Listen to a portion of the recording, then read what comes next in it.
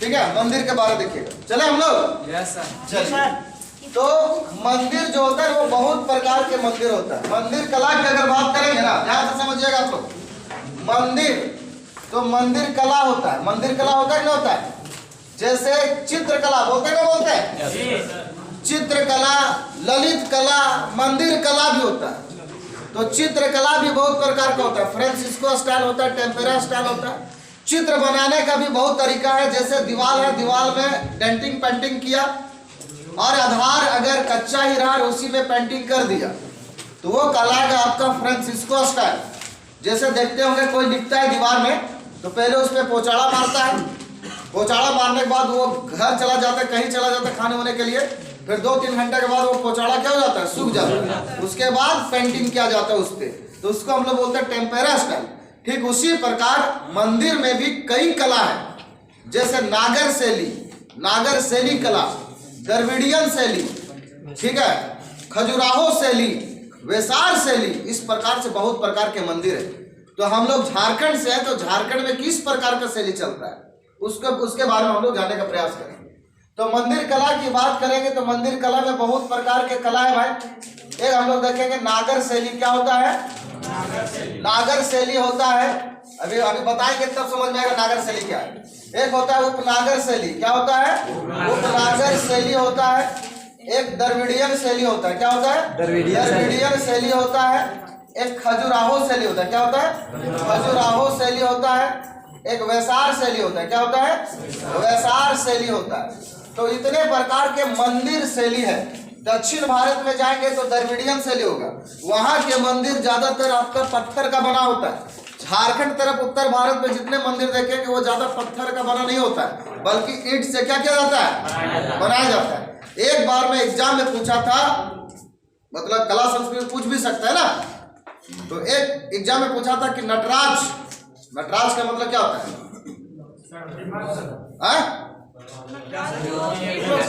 नटराज मतलब शिव, शिव है ना, तो शिव का कितना हाथ है एग्जाम में पूछ दिया था। 2 हाथ। इंस्ट्रूमेंट सब यूज किया होगा तुम लोग, लेकिन ध्यान नहीं दिया कि एक हाथ है, 9, 1 4, 1 6, 1 2, 8 7 है। 8 कैसे रहेगा? 6.5।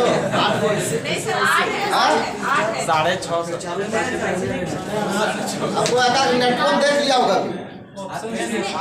चलो इसका जवाब सही रहा 4 है। आप कितना है?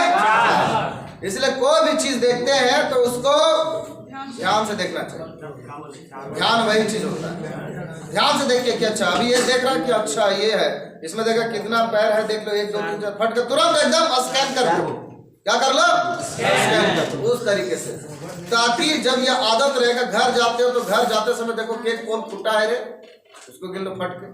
ऐसे करके धीरे धीरे अपने IQ के बढ़ाया जाता है। IQ जो होता है ना वो IQ को बढ़ा सकते हैं। फिर अगर उसमें तो उसमें यह दिया था कि नटराज का कितना हाथ होता है? 4। जिसमें से यह पूछा गया था कि उसके हाथ जो है अलग अलग हाथ होता है, जिसमें बताया था कि बायां तरफ 2 गो, दाएं तरफ क्या हाथ है? 2 गो। तो बायां तरफ, दाएं तरफ के ऊपरी हाथ डमरू बजा रहा है ना, देखते हैं ना। बायां तरफ मतलब सॉरी दायां की ओर उसके ऊपरी हाथ में शिव जो है वो क्या कर रहा है? डमरू बजा रहा है। डमरू बजा रहा मतलब ध्वनि का प्रतीक है। ध्वनि का मतलब होता है जब कोई बच्चे का उत्पत्ति होता है तो लोग क्या होते हैं? खुशी मनाते हैं। तो ध्वनि जो है वो खुशी का प्रतीक, उत्पत्ति का प्रतीक है। उसका दायां के निचला हाथ आशीर्वाद में है कि पालने के लिए, मतलब आप क्या करो? बढ़ो। बायां के ऊपरी हाथ में अग्नि लिए हुए जो अंत्योष्टि को दिखाता है कि सबको एक दिन क्या है? जाना है। चौथा मतलब बायां के उसमें हाथ किसी में ऐसे दिखाया, किसी में नीचे की ओर ऐसे करके दिखाया, नीचे की ओर दिखाया, और किसी में ऊपर में भी दिखाया। तो ऊपर करने का मतलब हो गया एक दिन आपको मोक्ष की प्राप्ति होगी। मोक्ष की प्राप्ति का मतलब जन्म और मरण से मुक्ति। उसके बाद क्या है? बोने पे नृत्य करते हुए दिखाया गया है ना। बोला नीचे देखो सर देखिए 103 है। क्या चीज का? बढ़िया देखो, बढ़िया से 4 होगा, गौर से देखो। उसमें एक जो है बोना है, बोना आदमी है, उस बोने पे क्या कर रहे हैं? नृत्य कर रहे हैं। मतलब बोने पर नृत्य करना कहने का मतलब हुआ अज्ञानता पर ज्ञानता का विजय को बताता है। तो हम लोग कोई भी चीज पढ़ेंगे तो उसको समझने का प्रयास करेंगे। जहां पर रटने का चीज होता है वहां पर हम रटवा भी देते हैं। तो इसको हम लोग समझेंगे, अपने जीवन में भी इसको उतारेंगे और साथ साथ में एग्जाम में भी इसको उतारने का प्रयास करेंगे। तो 1-2 क्लास जो होता है वो कॉन्सेप्ट वाला होता है, इसको अपसेंट नहीं करना चाहिए। उसके मंदिर में भी हम ऐसा मंदिर में जाएंगे, बहुत सारे ऐसा मंदिर होगा जो केवल हम लिखाएंगे, लेकिन मंदिर का जो मेन चीज होता है वो तो मेरा डीएनए में चला गया ना, तो उसके बारे में हम लोग देखेंगे। तो मंदिर की बात करेंगे तो हमारा झारखंड की बात करेंगे तो लगभग उत्तर में है, इसलिए झारखंड में किस प्रकार का शैली दिखाई देगा? नागर शैली। कैसा दिखा देगा? नागर शैली। तो इस मंदिर की अगर हम लोग बात करेंगे, ध्यान से समझिएगा, तो मंदिर बनाने के लिए सबसे पहले चबूतरा का क्या चीज का प्रयोग किया जाता है? चबूतरा बनाया जाता है। और ये चबूतरा ईंट का बना होता है। किसका बना होता है? ईंट का। और चबूतरा की बात करेंगे तो चबूतरा फिर क्या होगा? दीवार खड़ा होगा। हाँ, उसके बाद फिर यहाँ पर देखेंगे कि घर क्या होगा? ढलाई होगा। और फिर ये जो है सपाट नुमा नहीं होगा, बल्कि ये क्या होगा? त्रिभुजा नुमा होगा। हाँ, ऐसा करके हुआ।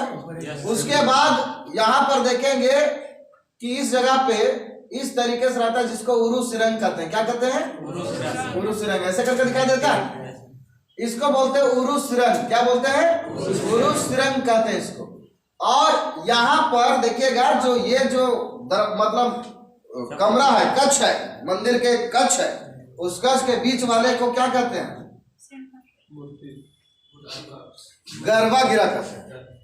जहां पर मंदिर के बीचों बीच में जो प्रमुख देवी देवता होता है ना, मंदिर जाते हैं तो बीच में शिवलिंग होता है ना, तो शिवलिंग जो होता है जहां पर स्थापित होता है उसको कहते हैं गर्भगृह। क्या कहते हैं? गर्भगृह। तो ये हो गया आपका गर्भगृह हो गया। क्या हो गया? गर्भगृह हो गया। ठीक है। गर्भगृह में किसका होता है भाई? प्रमुख देवी या देवता। प्रमुख देवी या देवता होता है। प्रमुख देवी या देवता होता है। क्लियर को दिक्कत? प्रमुख देवी या देवता। और इस मंदिर के अगर देखेंगे साइड में तो यहाँ पर और 4 छोटे छोटे मतलब देवी देवता का स्थान होता है। 4 कोना होता है ना, तो यहाँ पर मान लेते हैं ये शिव है। क्या है? शिव है। तो इस कोना में रहेगा मंदिर। जाइएगा कभी तो गौर करना, ये ना कि अनो सिंदूर घस दिया, अनो 2 इलायची दाना चढ़ा दिया, अने मिश्री अने बेलपत्र, तब तक पनिया खत्म हो गया, फिर कुआं झाँक के लाओ। वैसा नहीं। जब भी जाइए उस मंदिर में देखिए कि मंदिर वास्तु शास्त्र के अनुसार क्या बताना चाह रहा है। तो यहाँ पर देखेंगे मान लेते हैं ब्रह्मा है। क्या है? ब्रह्मा। यहाँ पर देखेंगे विष्णु है। क्या है? विष्णु है। तो यहाँ पर देखेंगे तो आपका गणेश हो जाएंगे, और इधर देखेंगे तो पार्वती हो जाएंगे। टोटल कितने देवता हो गया? 5 और 1 5। और यहाँ पर जो रहता है ये प्रमुख द्वार है। इस प्रमुख द्वार की बात करेंगे तो एक तरफ इस दीवार में एक रहता है गंगा। क्या चीज का प्रतीक है? गंगा। एक का प्रतीक है यमुना। क्या प्रतीक है? गंगा और यमुना। यहाँ पर देखेंगे कि यहाँ पर 5 गो कलश रहेगा, 3 गो कलश रहेगा, 9 कलश रह सकता है। कितने कलश हो सकता है? 3 5 9। वैसे मंदिर जिसमें अगर 3 देवता है, ऊपर में देखेंगे के कलश? 3 कलश। और केवल खाली मंदिरों में अकेले रह चाहो तो के कलश? 1। लेकिन अक्सर 3 रहेगा, 5 रहेगा। ब्रह्मा विष्णु महेश मतलब 3 कलश। 5 को भगवान रहते, ऊपर क्या कलश? 5। यहाँ पर रहेगा 1 2 3 4 5 कलश होगा। और 5 कलश के ऊपर में झंडा हो सकता है। जैसा चीज झंडा दे देगा त्रिशूल जो, लेकिन झंडा देनी चाहिए या तो त्रिशूल, ताकि पता चल सके कि ये मंदिर कौन भगवान के है। अब यहाँ पर इस मतलब यहाँ से कलश के नीचे से एक जो रहेगा घंटी रहेगा, और ये कहाँ के रहेगा? शिवलिंग के जस्ट मतलब गर्भगृह के ठीक ऊपर रहेगा। क्लियर? आप यहाँ पर बताइए ये जो कलश है क्या चीज का प्रतीक है? मंदिर में जो कलश हम लोग देखते हैं ऊपर में, वो क्या चीज का प्रतीक है? और झंडा जो होता है वो क्या चीज का प्रतीक है? बताइए।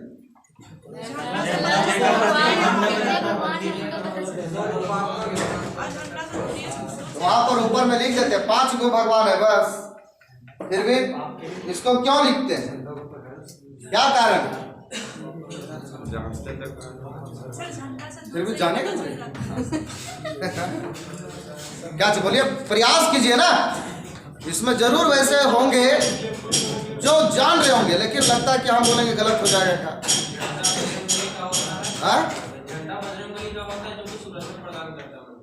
चल ठीक, और शिव का भी रहता है मंदिर के ऊपर रहता है। देखो ध्यान से समझिए, जो कलश है वो अमृत का प्रतीक है। किसका? अमृत का। भगवान ऊपरे रहो तो स्वर्गा में, तो ये क्या चीज का प्रतीक है? अमृत का। और ये झंडा जो है ये पता चलेगा कि इसमें प्रमुख देवी देवता कौन है। जैसे सब स्कूल का ड्रेस अलग अलग, तो सबका देखेंगे कि भगवा ड्रेस हो गया टाइप में, है ना?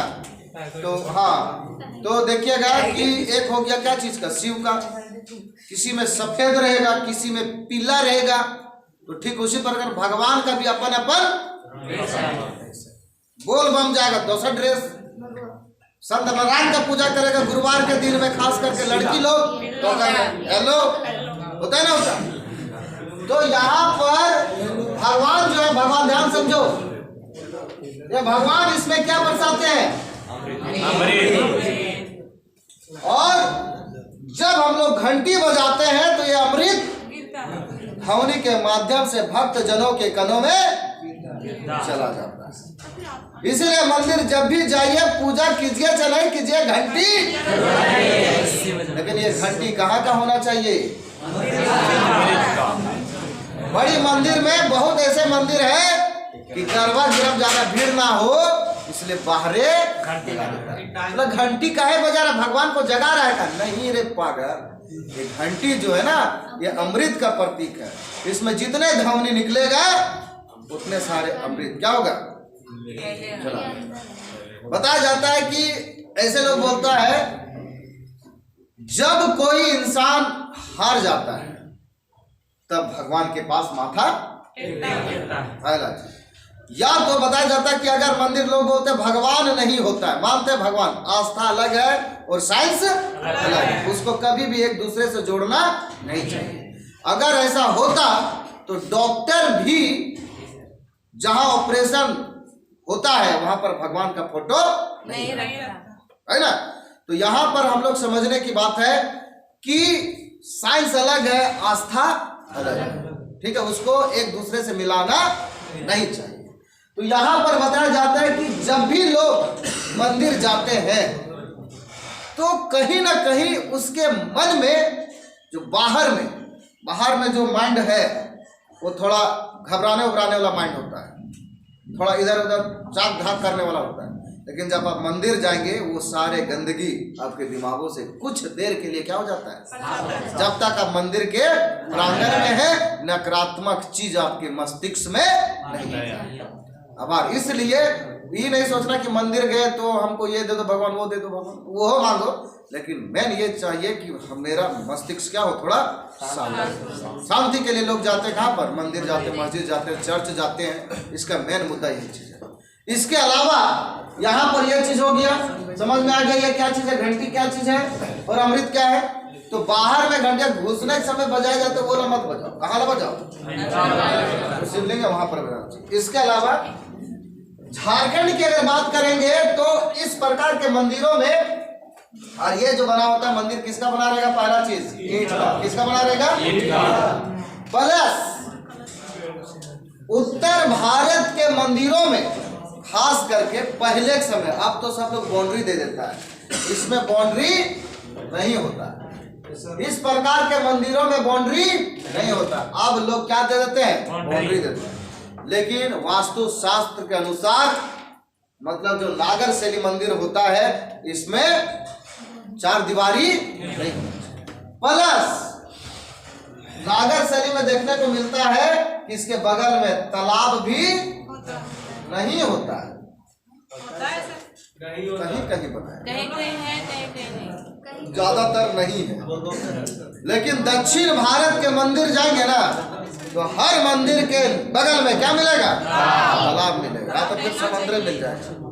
लेकिन उत्तर भारत के मंदिरों में ऐसा नहीं मिलता, कभी कभी बना दिया जाता, नकल होता, नकल करना। लेकिन मैं ये बता रहा हूं कि नागर शैली की विशेषता क्या है। इसके मंदिर ईंट का बना होता है, ये पंचायतन शैली का होता है। पंचायतन मतलब 5 देवी देवता ईंट का, और इसमें लगभग कितने देवता होता है, इसलिए इसको हम लोग क्या बोलेंगे? पंचायतन शैली बोलेंगे। प्लस इस प्रकार के मंदिर में 4 दीवारी नहीं होता, लेकिन अब क्या करने लगा लोग? लेने लगा। ठीक है, 4 दीवारी नहीं होता। बगल में तालाब नहीं होता। तालाब क्या चीज का प्रतीक है बताइएगा तो? गंगा। तालाब क्या चीज का प्रतीक है?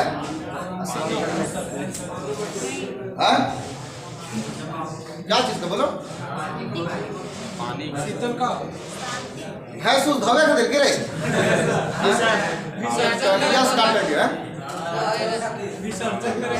विसर्जन। सबके दिमाग में अपना अपना विचार आ रहा है। शुद्धिकरण का प्रतीक है, शुद्धिकरण। जैसे देखो, समझो, हम लोग का समाज हड़प्पा सभ्यता जैसा नहीं है। हड़प्पा में देखते होंगे कि हर घर से नाली निकला है और एक मेन नाली में क्या हो जाता है, और वो मेन नाली जो है वो नदी वगैरह कहीं पर चला जाता है। लेकिन यहाँ पर क्या है, हड़प्पा सभ्यता 2500 ईसा पूर्व पहले और इधर 2000, लगभग 4500 साल पहले। कितना साल पहले? 4500 साल पहले लोगों के घरों में शौचालय था। घर घर में क्या था? शौचालय। और अभी कौन सा चल रहा है भाई? अभी 2022। अभी भी गांव घरों में देखेंगे तो लगभग घरों में शौचालय नहीं है। अगर है भी तो अगर में पान गुमटी खोल दिया रोड साइड में, तिरंगा गुटका बेचता है, देखता नहीं देखता है? अगर गोइठा डाल देता है तो छोटा छोटा पटरू, समझिएगा। ये चीज हड़प्पा सभ्यता में था, ध्यान से समझिएगा, लेकिन अभी नहीं। तो गांव घरों में जब निकलता है लोग तो घर बना लिया तगड़ा और आगे पिंडा मान दिया 2 पटरू, भलांड गिर गया, घर के शोभा खत्म। पहला। दूसरा बात क्या है कि घर के आंगन में नहाएगा और पानी सब खोरी में बहाएगा, रोड में। खोरी समझता है? yes, रोड में चल जाएगा। तो मान लेते हैं कि ये रास्ता है और ये घर है, यहाँ से पानी गिरा कहाँ? अब एक पुजारी पूजा करने जा रही है सोमवार के दिन, मंदिर तो यहाँ पर है, वो आदमी यहाँ पर है। अब जा लो, जल लेके जा रही है। अब रास्ते में देख लो कुछ नलिया लेते हुए गरिए निर्बोसी मन जा रही ऐसे परिस्थिति में जाइए कहाँ पे? तालाब में पैर हाथ धोइए, भगवान गलती हो गया है ना, छेड़िए। या तो फिर देखेंगे कि यहाँ पर तालाब में होता है, मंदिर के तालाब की जगह पर कुआं होता है, या तो चापाकल नहीं होना चाहिए, कुआं होना चाहिए। उसमें क्या क्या चमड़ा वगैरह रहता है, उसमें कुछ डाला जाता है जिससे वो अशुद्ध माना जाता है। इसलिए उसमें क्या देता है? कुआं देता है। क्या देता है? कुआं। क्लियर? इसीलिए भद्रकाली वगैरह जाएंगे तो भद्रकाली क्या कौन कौन? भद्रकाली, हाँ, इटकोरी। तो वहां पर हाँ देखिएगा, ये मंदिर है ना, पहले गेट मंदिर जो मेन मंदिर है, तो यहाँ पर देखिएगा ऐसे करके बनाया है, हाँ बनाया नाली टाइप में। यहाँ पर हमेशा पानी रहता है, इसलिए जब भी जाइए तो उसमें थोड़ा पानी क्या कीजिए, उसके बाद कहाँ प्रवेश कीजिए। ये क्या चीज का प्रतीक देता है? शुद्धि। क्या चीज का देता है भाई? का देता है, समझे? तो मंदिर में। और इसके अलावा इसमें यह भी बोला गया है कि बहुत सारे लोग घरों में क्या करता है, स्वास्तिक का चिन्ह। हड़प्पा सभ्यता में स्वास्तिक का चिन्ह मिला। स्वास्तिक जो है हड़प्पा सभ्यता में दोनों प्रकार का स्वास्तिक चिन्ह देखने को मिला है। एक मिला क्लॉकवाइज, एक मिला है एंटी क्लॉकवाइज। स्वास्तिक जानते हैं बनाने? धीरे से स्वास्तिक जो आज हम लोग घरों में लगाते हैं ना, स्वास्तिक लोग बोलते हैं हड़प्पा सभ्यता का पतन हो गया। अगर पतन हुआ रहता तो क्या आज हम लोग स्वास्तिक देखते?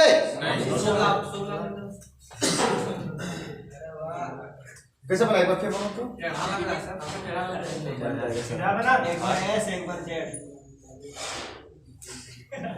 गलती है। देखो स्वास्तिक बनाते समय कटना नहीं चाहिए, ठीक है। अगर कट गया बैठो, ठीक है बनाया, लेकिन कोई दिक्कत नहीं। अब जब भी घर में बनाइए तो इस तरीके से बनाइए कि वो दूसरे से कटे नहीं। जैसे ऐसे हो गया, ठीक है, क्लॉकवाइज होना चाहिए ना। फिर यहां से ऐसे खींच दिया, चलो, मतलब इसको काटना नहीं है। कहाँ काटना, देखो, मतलब ये एक लाइन ओवर लाइन नहीं होना चाहिए। फिर यहां से ऐसे किए, फिर ऐसे, मतलब यहाँ पर ये ऐसे ऐसे चढ़ना नहीं। सर इसका नियम क्या है सर? इसका जो है ना, ऐसे बोला जाता है कि स्वास्तिक रहने पर आपके घर में पॉजिटिव ऊर्जा आता है, ठीक है। और अगर आपने एंटी क्लॉकवाइज बना दिया, ये क्लॉकवाइज है, क्या है ये? क्लॉक, घड़ी की सुई जैसा ऐसा ही चलता है ना घड़ी। अगर आपने इस तरीके से बना दिया,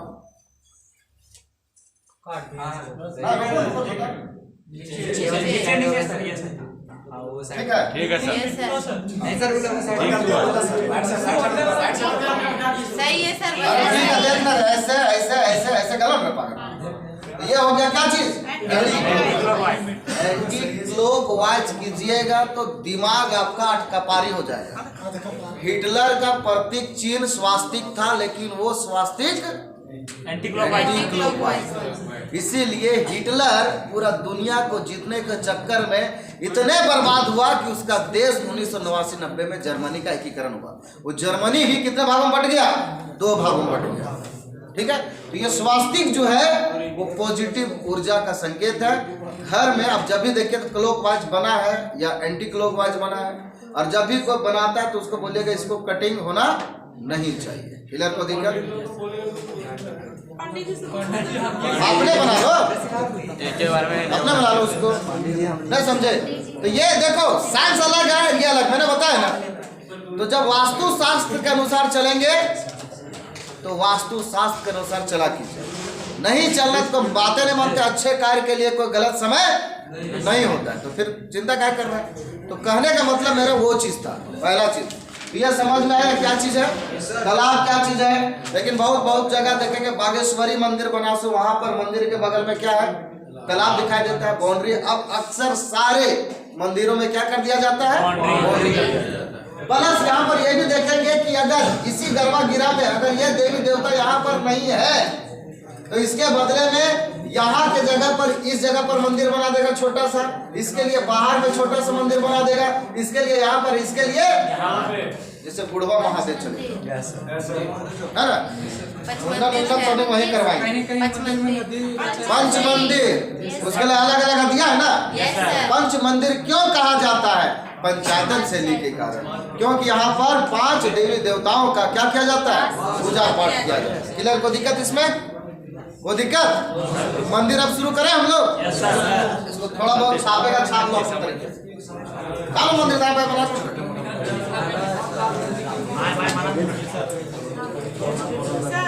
हाँ,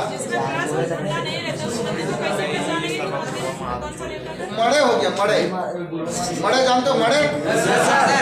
मड़े जो होता है वो गांव के सीमा रेखा में होता है ना, तो ऐसा मंडप, मड़ैया नहीं बोलता है मंडप। जो गांव में एक मड़े होता है जी, तो गांव में जो मड़े होता है, जब भी शादी ब्याह होता है तो सबसे पहले मड़े जाया जाता है।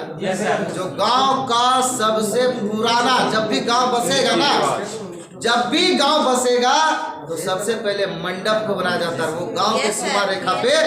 लेकिन गांव के सीमा, अब तुम लोग बोलेगा सर हमारे गांव में पीछे है, क्यों?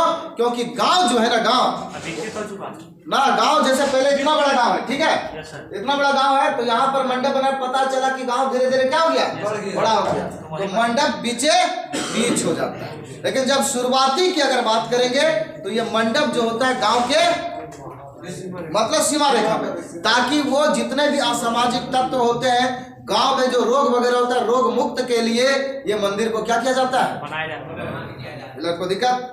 चलिए, तो मंदिर का मोटा मोटी चीज समझ में आ गया कि मंदिर क्या चीज है।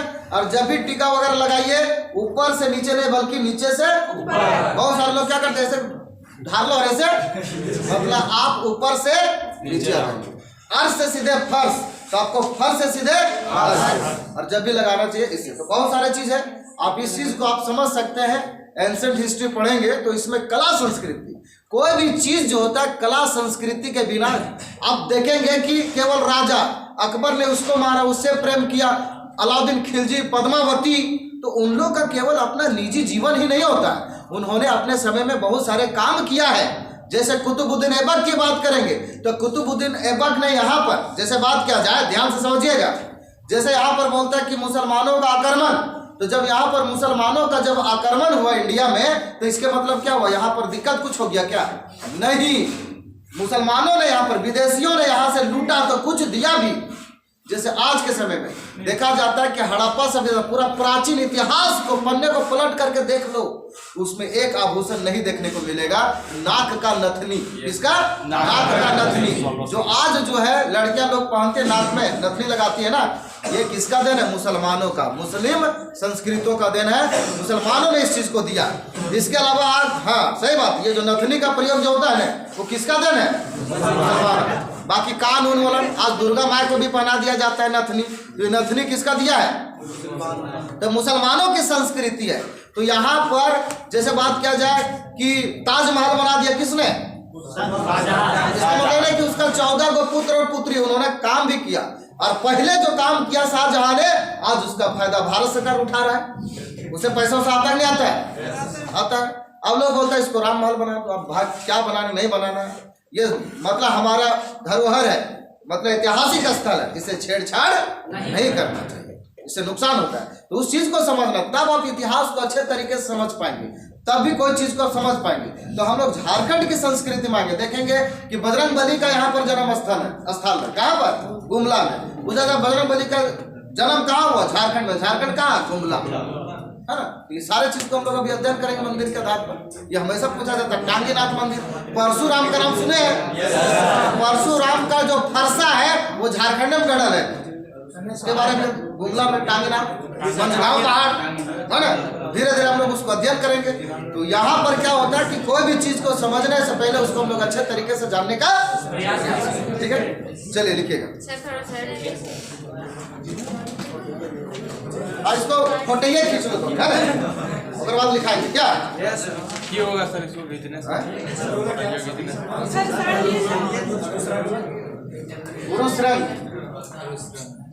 उसमें वही 4-5 को रहेगा, मतलब 4-5 को देवी देवता का क्या है? स्थान।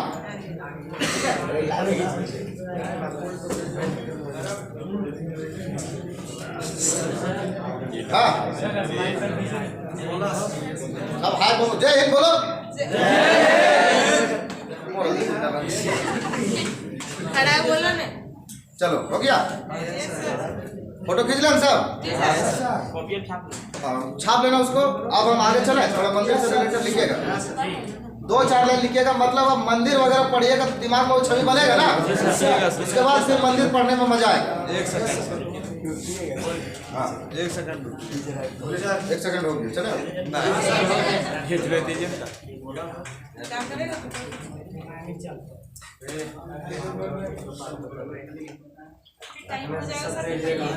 लिखिएगा, लिखेंगे झारखंड में नागर शैली मंदिर, झारखंड की प्रमुख मंदिर उसमें, हाँ मंदिर, हाँ। तो थोड़ा कुछ इसका 2-4 पॉइंट जो हम लोग इतना भी चलाए, मट्ठा निकाले, क्रीम निकालेंगे ना, अभी इतना चीज बताएं तो उसका क्या फायदा।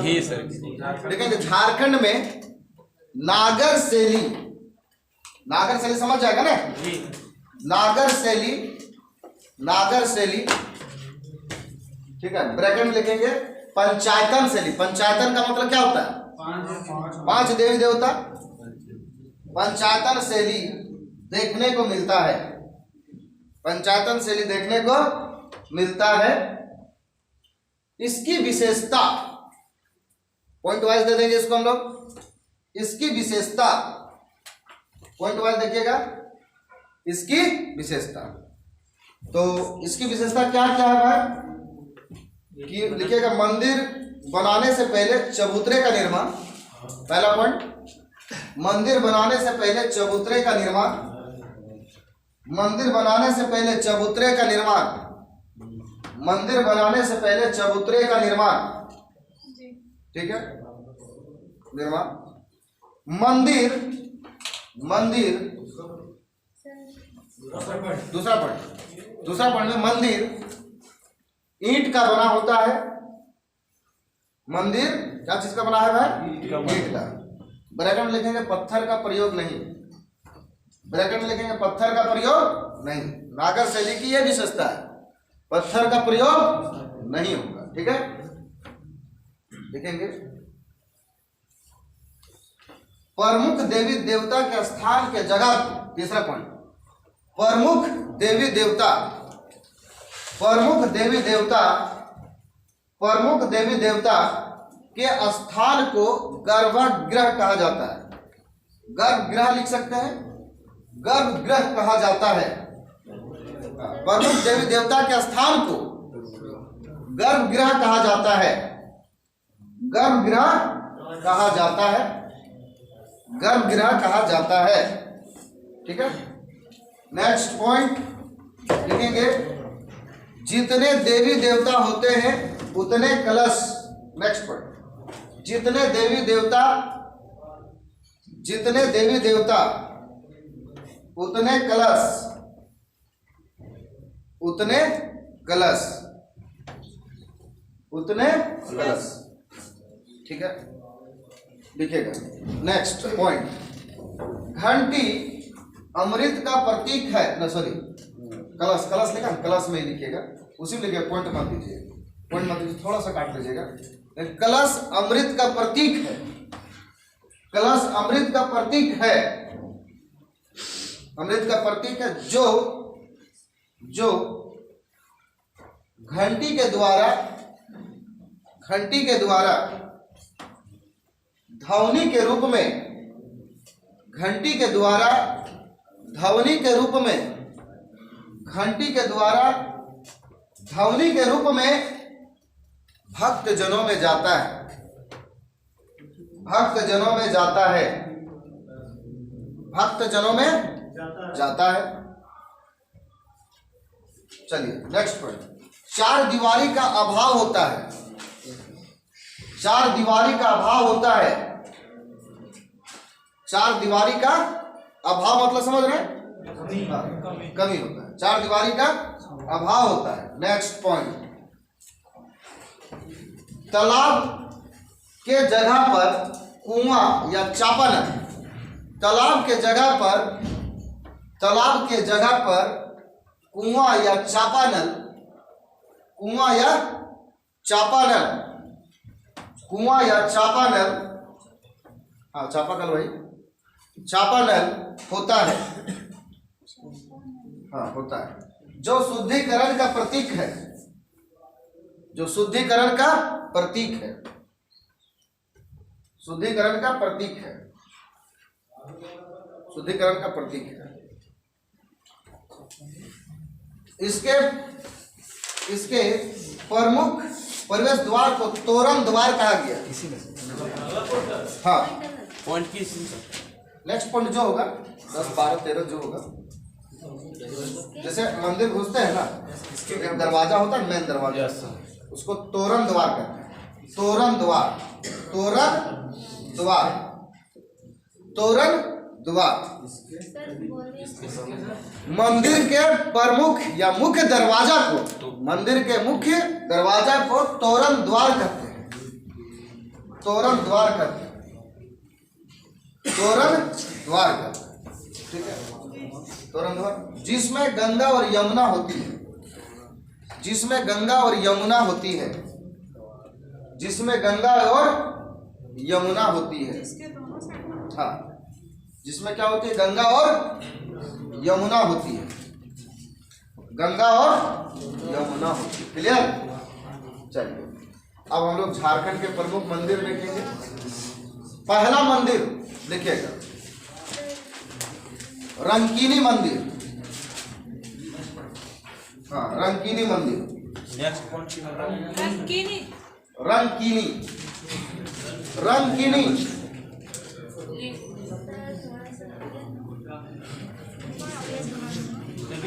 रंकीनी मंदिर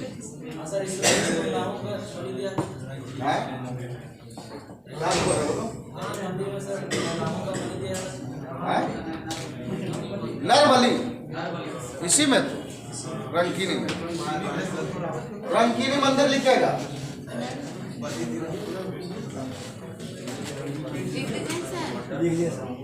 घर मिटाने को रंकीनी मंदिर रंकीनी रंकीनी।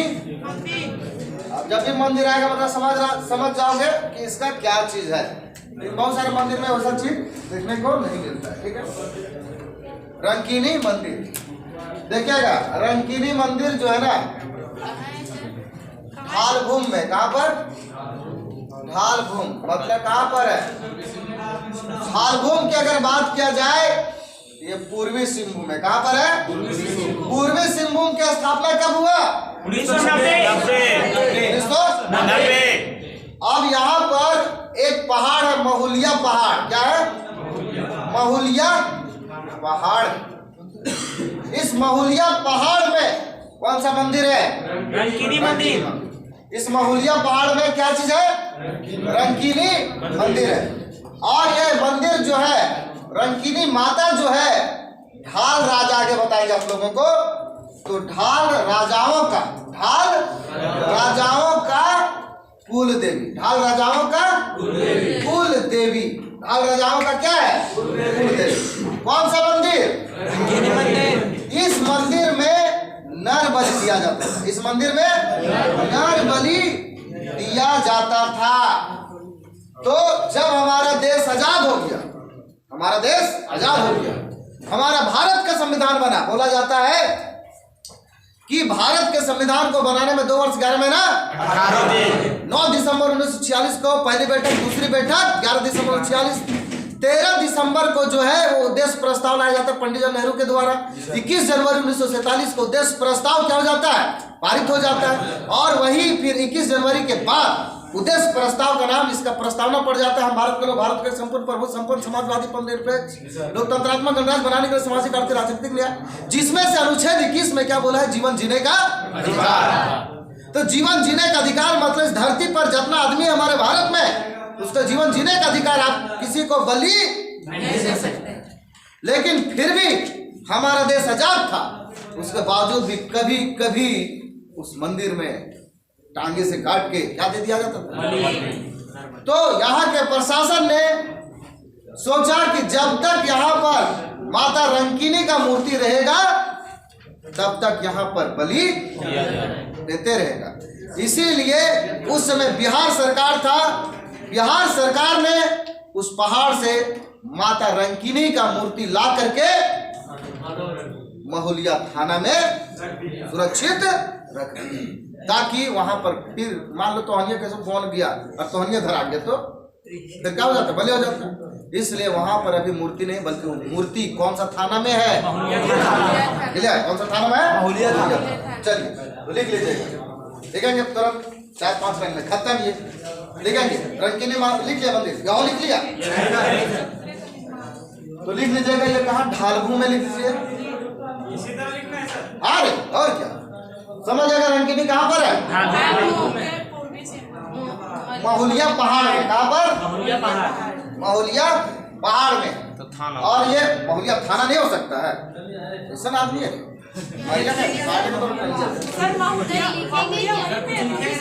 हाँ, पूर्वी सिंहभूम जिला में वहाँ पर ढालभूम जो बोलते हैं। ठीक है, कहाँ पर? महुलिया पहाड़ में। उसी बगल में एक थाना है। कौन?